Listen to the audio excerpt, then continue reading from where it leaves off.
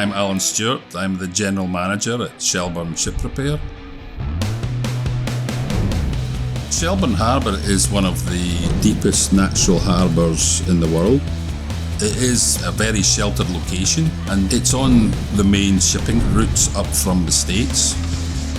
We have basically 5 departments here. There's welding, electrical, mechanical, rigging and painting. A lot of our employees are from the area. Some of them have been here over 30 years. We don't have a lot of turnover because the people, they like to live and work in their hometown. We're always looking for young blood. If somebody shows some enthusiasm, then we will actively encourage it. We do need younger people and we want to enhance the people we've got and ensure that the shipyard is a way forward for the future.